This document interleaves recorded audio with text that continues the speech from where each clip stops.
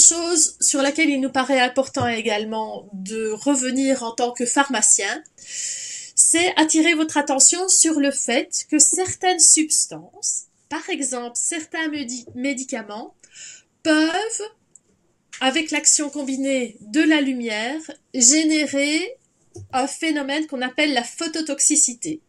Ce phénomène de phototoxicité, ça va être vraiment comme une espèce d'énorme brûlure, une forme grave de coup de soleil qui peut aller de la rougeur jusqu'à la formation éventuellement d'ampoules, qui est typique d'une brûlure du second degré.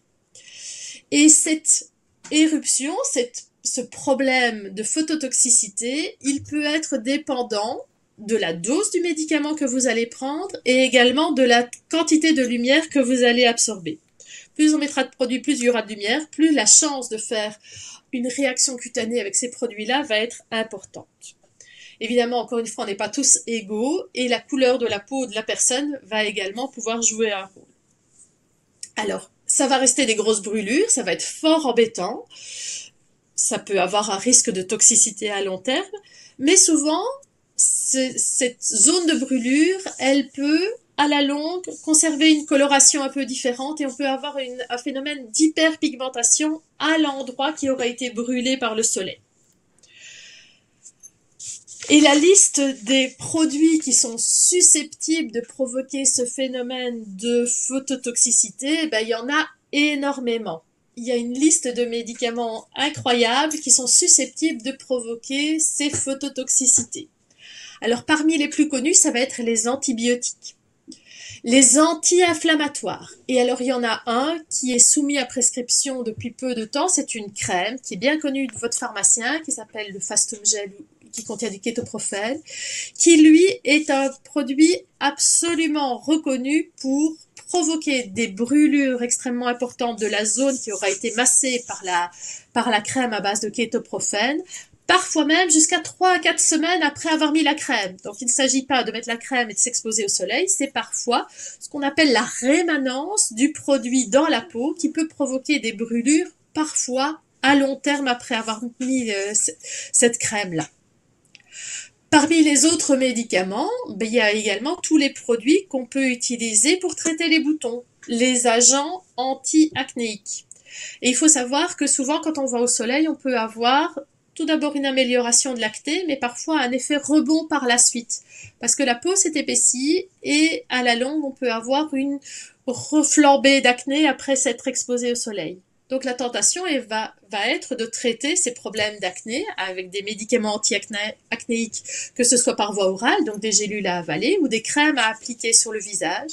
Et ces produits-là sont également bien connus pour pouvoir créer des phénomènes de phénotoxicité. Il y a des diurétiques qui sont connus également pour créer ces phénomènes de phototoxicité, des antidépresseurs, une plante également qui est utilisée comme antidépresseur qui s'appelle le millepertuis. Elle aussi, elle est extrêmement photosensibilisante.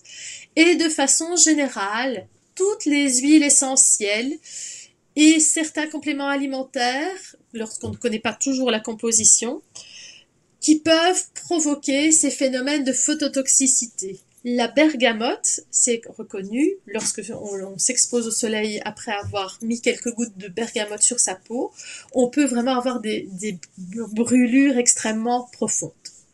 Tout ce qui est mélange de parfums également. Donc, c'est pour ça que la plupart des parfums qui sont pour l'été vont être sans alcool et avec des huiles essentielles ou des mélanges de fragrances qui vont être diminués pour essayer d'éviter de faire une réaction toxique et surtout d'en garder des cicatrices à long terme. Les parfums sont bien connus, les minéraux qu'on peut retrouver également dans certains bijoux, le chrome, le nickel, ça peut également provoquer des réactions de phototoxicité. Donc voilà, ça semblait important en tant que pharmacien d'attirer votre attention sur ces probabilités de phototoxicité. Il existe des listes des médicaments qui sont reconnus comme étant phototoxiques.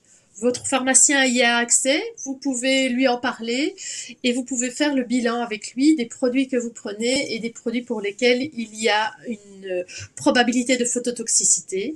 Et alors là, on décidera, il faudra décider au cas par cas si on stoppe le médicament, si on ne va pas s'exposer au soleil, ou si on estime que mettre une protection la plus haute possible pourra vous éviter d'avoir ce phénomène de phototoxicité. Mais c'est vraiment du cas par cas et je vous encourage à en parler avec votre médecin et avec votre pharmacien.